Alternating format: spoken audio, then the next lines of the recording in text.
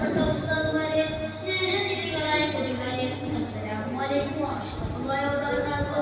ഈ പാപമായ വേദിയിൽ നീതിമാനായ ഒരു ഖലീഫയെ കുറിച്ച് നമുക്കൊരു കഥ പറഞ്ഞാലോ? കഥ മാത്രം കേട്ടിരിക്കാതെ എല്ലാവരും ഗുണപാഠം ഉൾക്കൊള്ളണേ.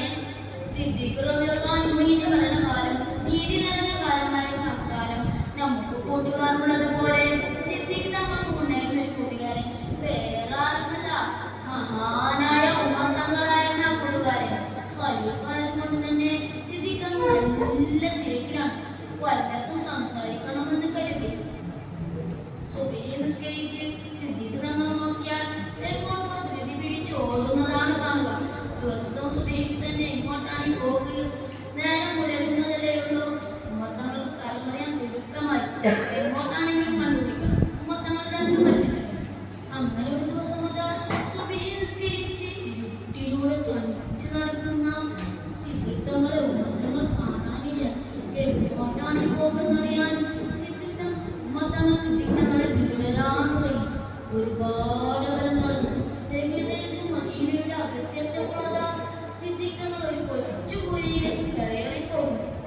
എന്നാലും ഖലീഫയ്ക്കുന്ന വീട്ടിൽ കാര്യം അവിടെ ആരാണുള്ളത്? ഉമർ തങ്ങൾ ചിന്തയിലാണ്. നേരം പുലരാൻ തുടങ്ങി. അപ്പോഴതാ സിദ്ദീഖ് തങ്ങൾ പുറത്തേക്ക് വരുന്നു.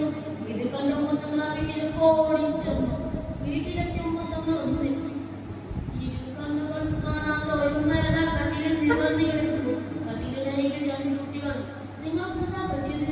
നിങ്ങൾക്ക് കൂട്ടിനാരുമില്ലേ? ആശ്ചര്യത്തോടെ ഉമർ തങ്ങൾ ചോദിക്കുകൊണ്ട്, ഇല്ല, അല്ലാഹു അല്ലാതെ ഞങ്ങൾക്ക് കൂട്ടിനാരുമില്ല. ഏറെ സങ്കടത്തോടെ ഉമ്മ പറഞ്ഞു. അങ്ങനെ ദിവസം മതിയാവിനെ വരുന്ന സിദ്ദീഖ് തങ്ങളെ ഉമർ തങ്ങൾ ചോദിക്കുകൊണ്ട്, ശരിയാണ്, ദിവസം ഒരാളുടെ വരാറുണ്ട്. വീടും പരിസരവും എല്ലാം വൃത്തിയാക്കും. എനിക്ക് എൻ്റെ ഭക്ഷണവും സൗകര്യമെല്ലാം ഒരുക്കിയിട്ടാണ് അയാളോട് പോവാറ്. അയാൾ ആരാണെന്നോ എവിടുന്നാണെന്നോ എനിക്കറിയില്ല. ഇത്രയും പറഞ്ഞപ്പോൾ തന്നെ ഉമർ തങ്ങൾക്ക് അറിയാൻ തുടങ്ങി. ഇതായിരുന്നു മഹാനായ അബൂബക്കർ സിദ്ദീഖ് റളിയല്ലാഹു അൻഹു. ഞാനൊരു ഭരണാധികാരിയാണെന്ന് അവർക്ക് കാണിക്കാതെ ഉത്തരവാദിത്തം നിറവേറ്റിയിരിക്കുന്ന മഹാനവർ. നാം എത്ര വലിയ സ്ഥാനത്താണെങ്കിലും നമുക്ക് താഴെയുള്ളവരെ നാം പരിഗണിക്കേണ്ടതുണ്ടെന്നുള്ള വലിയൊരു പാഠമാണ് ഈ കഥയിൽ നിന്ന് നാം ഉൾക്കൊള്ളണം. യാതൊരു തുണയ്ക്കട്ടെ. അസ്സലാമു അലൈക്കും.